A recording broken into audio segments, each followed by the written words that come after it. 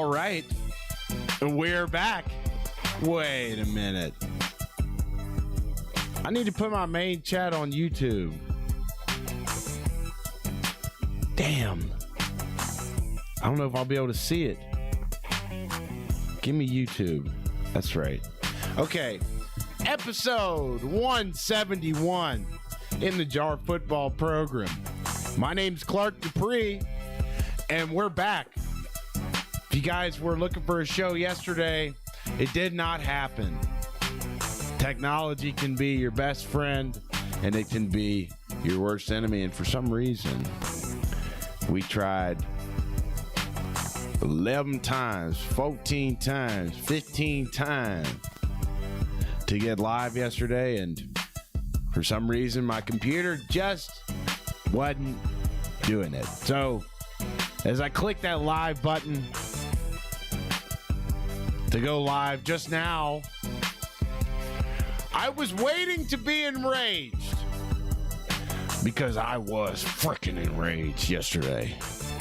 I was pissed. You know why? Because I have a duty to uphold.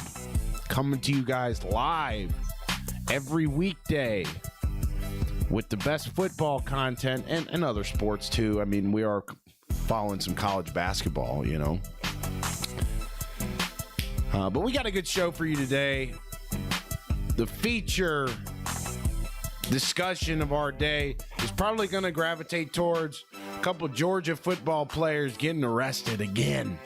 We're going to try and figure out what's going on at that program. I have a feeling that we're going to figure it out pretty quick. NCAA trying to use a 51-year-old rule to punish court winners. It's a bad governance decision. And we got some spam in the chat. We got some spam in the Twitch chat. Again, this damn streaming software fucked me over. Excuse my language. Happy Friday to Miss Lindsay. I sat behind Miss Lindsay in a damn New Orleans Catholic wedding, my buddy Finch. We got to talking, and we've been friends ever since. So, glad we can be back here with you guys today. I was really freaking frustrated yesterday. Really frustrated. Because I was fired up about some college basketball games that I had seen on Wednesday night. So why don't we start the show talking about that? Welcome everybody to In the Jar Football program, where we ran about recent happenings in college football, sometimes pro football and sometimes college basketball. Yeah, it's pretty badass these days. Everybody's talking about, where's the integrity of my game? We don't have college athletics anymore. I'm telling you guys, go watch an SEC basketball game. Don't watch a Kentucky home basketball game. That doesn't count. Kentucky's an inexcusable disappointment at the moment. I'm talking Mississippi State versus Auburn the other night. Two terrible teams in college basketball. Maybe not terrible, but 15 losses apiece with each program. And what's the guy's name for Mississippi State? Mississippi State had a guy who went for 46 points against Auburn. Josh Hubbard. 46 points. And let me tell you, it was a hell of a game. It was back and forth, and it really wasn't even the best game of the night on Wednesday night. You had Alabama hosting John Calipari's Arkansas Razorbacks. And you had two different games in SEC Wednesday night where you had guys going for 40 plus. Josh Hubbard did it for Mississippi State. I think it was the highest scoring game for a Mississippi State player since the 70s. He put up 46. And then you had Alabama against Arkansas. John Calipari's squad coming to Tuscaloosa to face Nate Oates and the Crimson Tide. And you had this fella, a true freshman, by the way. His name's Acuff, Acuff, goes for 49 points in a loss. And Coach Cal was talking about it after the game. It's disgusting to me how underappreciated John Calipari is in the Big Blue Nation. It's disgusting how underappreciated he is. And it's really funny to me that Coach Cal has got the Razorbacks ranked.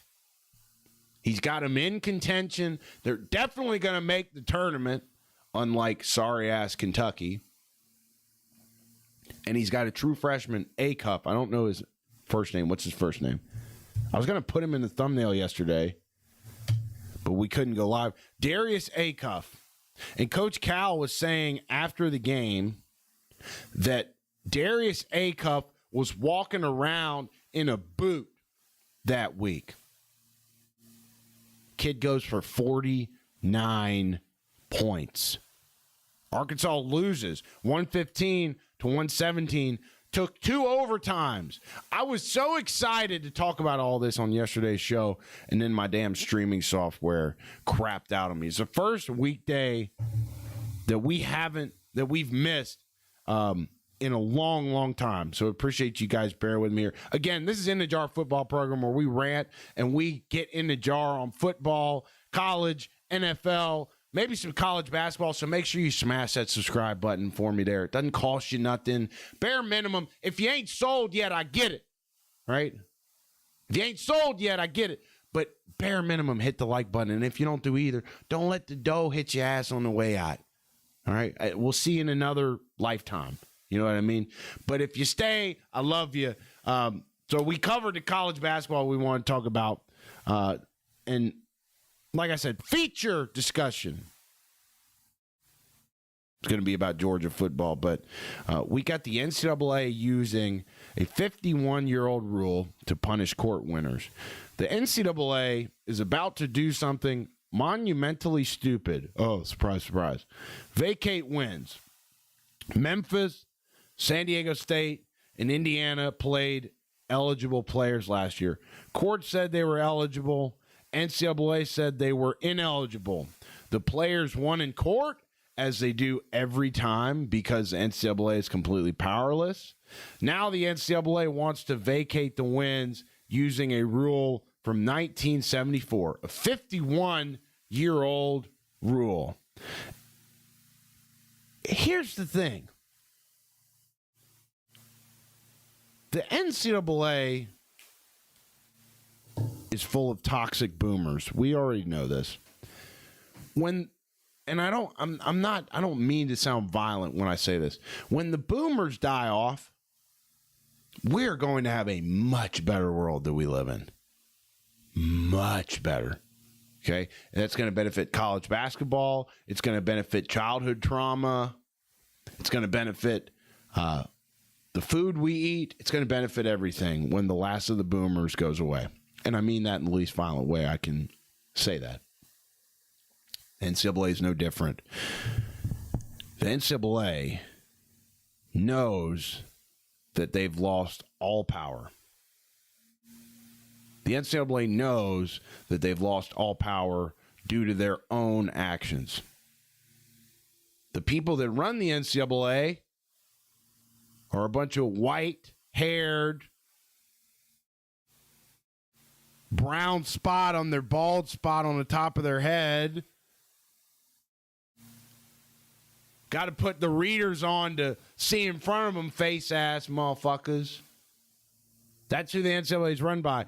And if you know a boomer, you know how they behave. They're clearly wrong.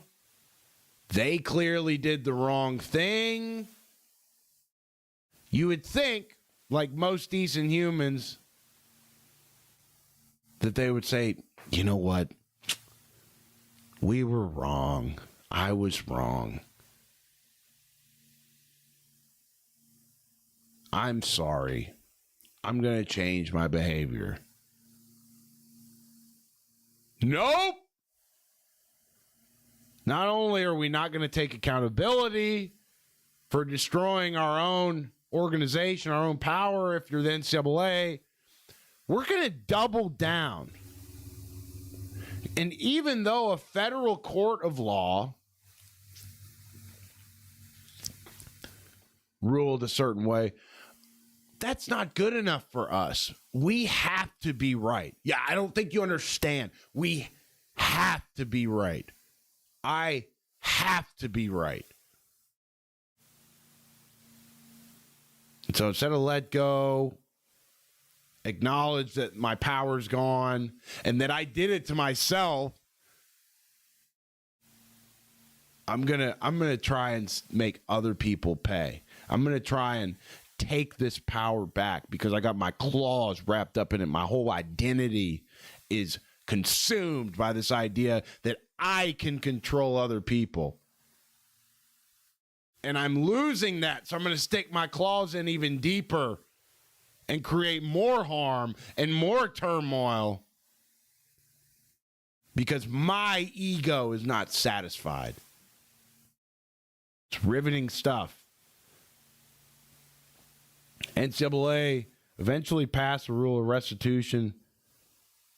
Now they're using a 1974 rule to punish teams that won in court against them. This is the NCAA punishing people for beating them legally. Vacating wins does nothing. Nobody cares. Memphis played Kansas in the national championship with Derrick Rose. You can vacate the wins, but everyone knows what happened. Indiana won the national championship. You can vacate it, but we all saw it. Reggie Bush lost his Heisman, but people still remember. The NCAA, of course, is focusing on the wrong things. They have real problems. NIL enforcement, transfer portal chaos, coaches leaving midseason, sham classes at North Carolina, institutional failures. Instead, they're worried about winning records in record books that nobody cares about. This is politics, not governance. Focus on what matters. So Memphis is a fellow named Cortez Braum, 63 catches, 900 yards, played 12 games, played via court order this year. San Diego State. Tatuo Martinson, defensive lineman, played 4 games, played via court order. Indiana won a national championship with court-eligible players. All three, the NCAA says they weren't eligible. Court said they were. NCAA lost in court. Now NCAA wants to vacate wins as punishment. It's just unbelievable, man. It's absolutely unbelievable. I hope it's an interesting conundrum. Let me turn this fan on. It's an interesting conundrum because I can't think of something I love more than college football. I can't think of something I hate more than these toxic boomers that run the NCAA. I want to see them crash and burn. I want to see their egos completely crushed. I want to see them completely, I'm talking about the people that run these organizations. I want to see them completely embarrassed, completely brought back down to earth. Tears would be great. But I want to preserve the integrity of our great college game still because it's life-changing for so many people. It's so important to so many communities. And I guarantee you that when the NCAA goes down, not if, when the NCAA goes down, that they're going to try to take our great game with them because they're so toxic. They want to say, if I can't have it, nobody can. That's how these people think. They don't care about the greater good.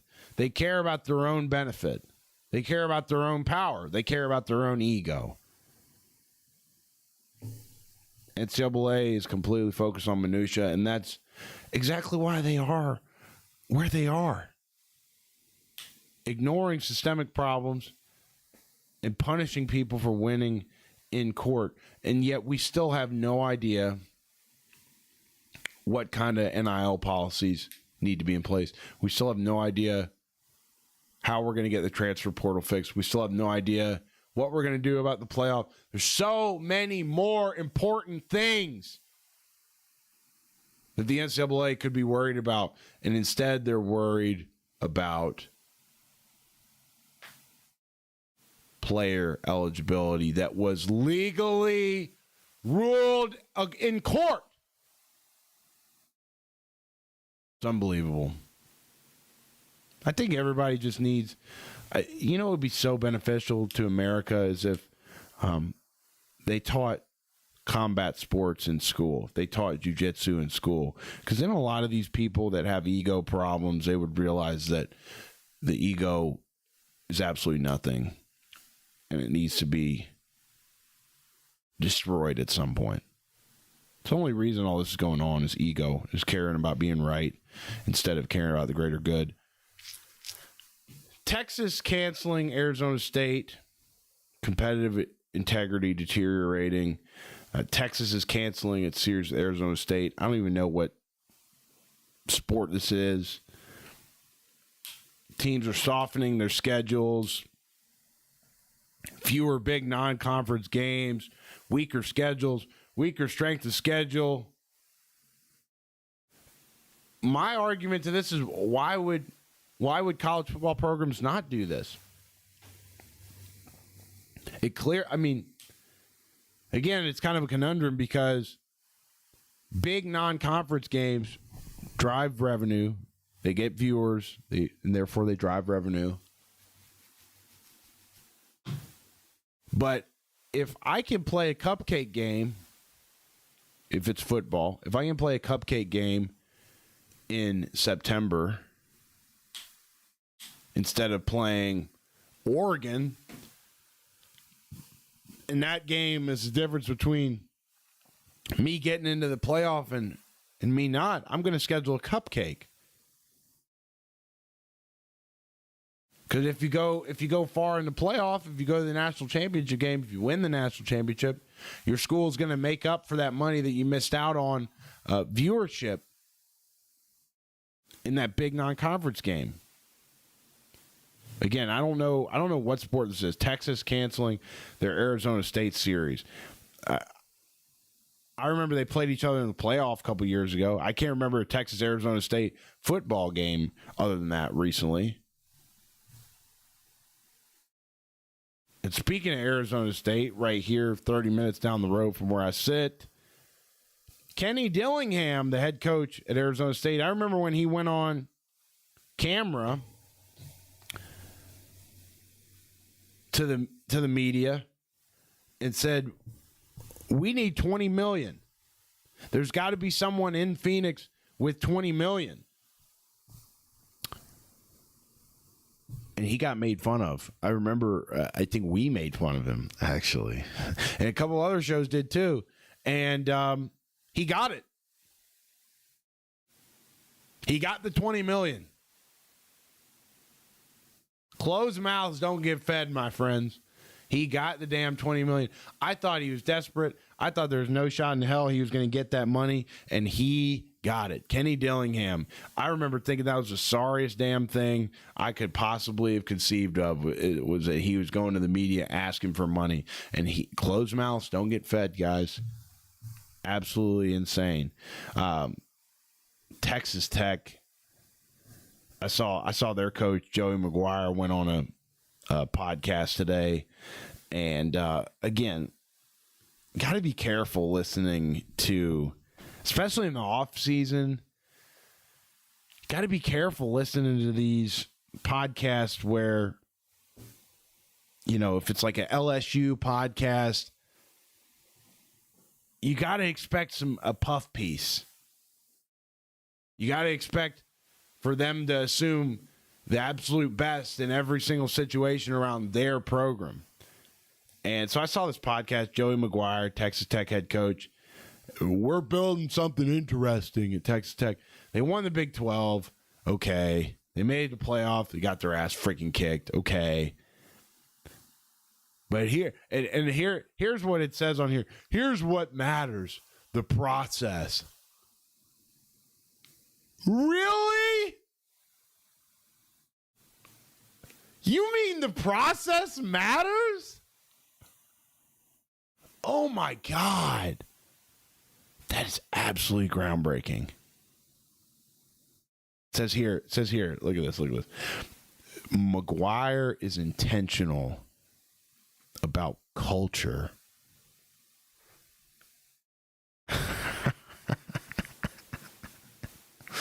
Who listens to this shit? Who listens to that? You got breakfast groups every Friday where the nutritionist puts together randomized groups across position groups and coaching staff. Quarterback Sorsby sits next to defensive end, safety, receiver. They talk about Texas high school football. Oh, really? Build relationships. McGuire understands relationships are built over meals. That's true. First dates, business deals, all over food. What are we talking about here? Welcome to the off season, I guess. I mean, just insufferable. Every damn head coach in America is going to be saying all this shit. Oh, I'm intentional about the culture we're building here. I really believe in what we got going here. And they have to say that. I know. But, like, could we say something different? Let's be real. Texas Tech is gay. I hope I don't get in trouble on YouTube for saying that. They're gay. Best team money can buy. Get out of here, man. I mean, they're not even the... Hell, I know they're not the second best program in Texas. You got Texas A&M, who's also gay. You got Texas Longhorns. I'm finally coming around to Texas Longhorns a little bit. I don't know if I'm sold on Austin, Texas. College Station, Texas. Gay. You know what I mean? I've never been to Lubbock, though. I just... Look, when the lights came on, Texas Tech, you got your ass kicked. Offense pissed down their leg. How many times that quarterback turned it over? You know what I mean? Defense played great against Oregon in that quarterfinal game. Piss down your leg. Your program's not used to being there. Some of that stuff still does matter. A lot of it doesn't matter anymore, and I'll accept that. But some of that stuff still does matter. Like, Cignetti did an unusual thing at Indiana. Indiana and Cignetti are unusual. They were able to play their best when the lights were on. I still think some of these programs that still may not feel like they believe, or they may not feel like they should be there, maybe deep down, programs like Texas Tech in football, they pissed down their leg. Look what happened against Oregon. Completely pissed themselves. So look, any coach in the offseason, you don't have to answer for any of this stuff. It's not like everybody's watching spring practice film. It's not like we have to answer for wins or losses until 7 or 8 months from now. How many months is it until football season? College starts in August. March, April, May, June, July, August, 6 months. NFL starts September, 7 months. God. It's all right. College basketball's still cool. NBA sucks. So don't talk to me about freaking Texas Tech, man. Look at this crap. Joey McGuire has built something intentional at Texas Tech. breakfast groups every Friday where randomized position groups interact. Understands relationships are currency. That's culture building. I mean, freaking spare me. Just spare me. Okay, it's all freaking talk. Let's get to the feature discussion of our program. Get you guys on out of here to round out the week. Appreciate everybody tuning in. Appreciate you if you still hung around. If you haven't, I don't care about you. Okay, another Georgia arrest. Systemic player accountability crisis. Another Georgia player arrested. Water is wet. Georgia has a player empowerment problem. But here's the thing. It's not just Georgia. It's across the NCAA and the NIL era. But Georgia gets called out more because they have the most resources, highest profile, and most drama. LSU has it. Bama has it. Florida has it. A&M has it. All the power programs. But Georgia specifically, you haven't won a title since NIL era kicked in. You have all this drama. Arrests, driving incidents, deaths. So here's the rule. If you're going to bring this heat to your program, you have to win. Ask Urban Meyer. Ask Pete Carroll. Ask Nick Saban. Shitbirds win national championships. You can't have this much drama and only win conference titles. That's the accountability gap. Kirby Smart brings them in, gives them scholarships, bags of money. They owe him results. They're not delivering. So the question, when does Kirby Smart's rope run out? And people are talking about this. We talked about this on the show a couple days ago. I was aghast that people were talking about Kirby Smart being on the hot seat. And these narratives prove to me that, and I mean, it doesn't really need proof. It's the way things are. It's a what have you done for me lately type of business. Every business is at the end of the day. What have you done for me lately? They won 2 national championships a couple years ago in a row. Kirby Smart has this going on in his program because he knows that dogs have a little affliction to them. Guys that play football a certain way, same with fighting, guys that fight a certain way are a little rattled in the head every now and then. You're talking to one of them. You want those kind of players on your team. You want that savage animal on your team. I'm not advocating for doing bad things. But when you're that age and you got a little something loose up here, you're going to do some crazy shit on the weekends. I'm not advocating for driving intoxicated. But if I had to choose between, if I'm a college football head coach and I had to choose between the cat that, hi, how are you? Yeah, it's great to be here. You want to check out my LinkedIn? I'm not throwing shade at Mendoza. I like Mendoza these days. He's a special case too. But there's something to be said. I mean, guys like Vontez Burfict, guys like Pac-Man Jones, you got to accept a little bit of debauchery because you know that's what makes the man on the field. This is why Kirby has this going on in his program. This is why Georgia gets made fun of for all the driving arrests and stuff like that. Because Kirby recruits a bunch of savage dogs, and he knows what he's getting into. Now, I will agree, we've got to stop getting bumped from the quarterfinals after a bye every single year in the playoff if we're Georgia. I agree with that.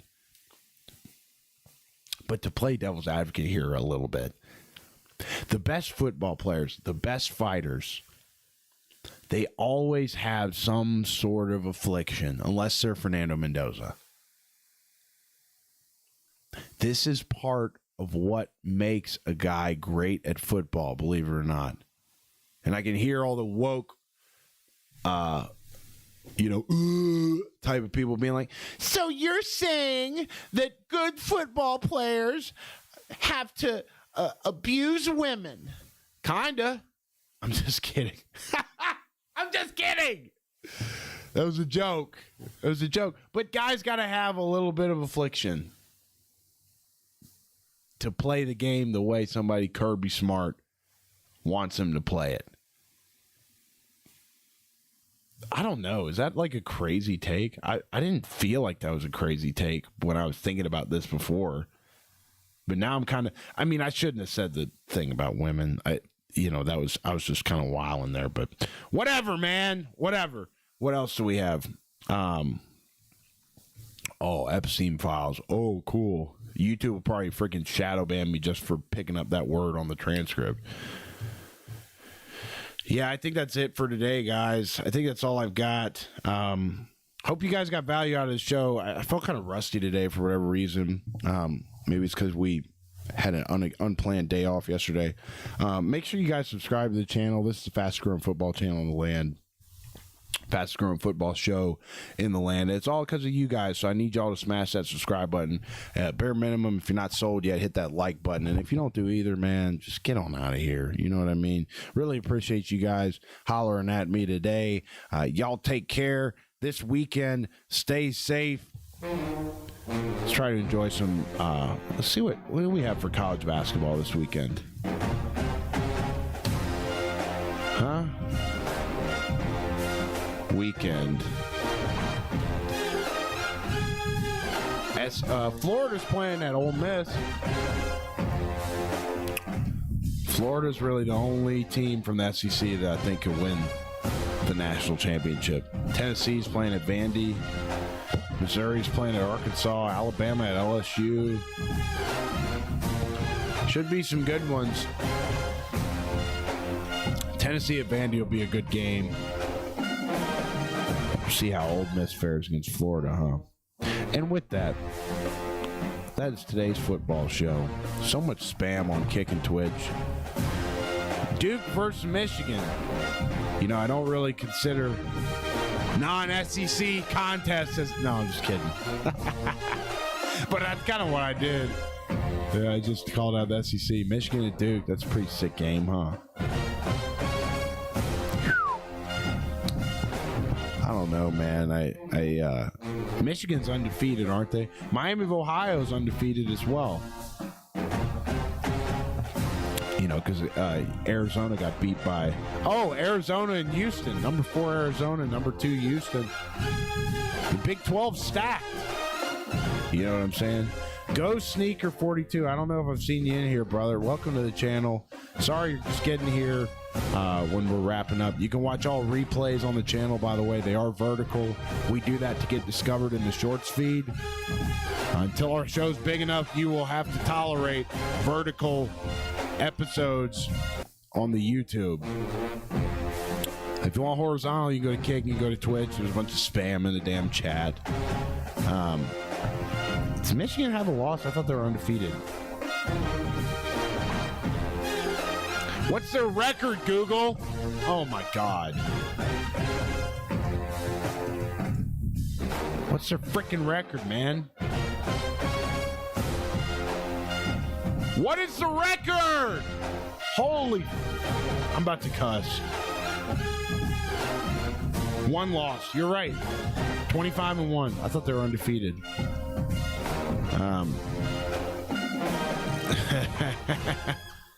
Thanks, Go Sneaker. Appreciate it, man. Hit that. I'm sure you're already subbed, but if you're not, please, sir, please. You know what I mean? Yeah! What wiener! Man, Kentucky basketball pisses me off so bad. Those idiots! God, these complacent freaking people in some of these places, man. That's my hometown, too. Like, it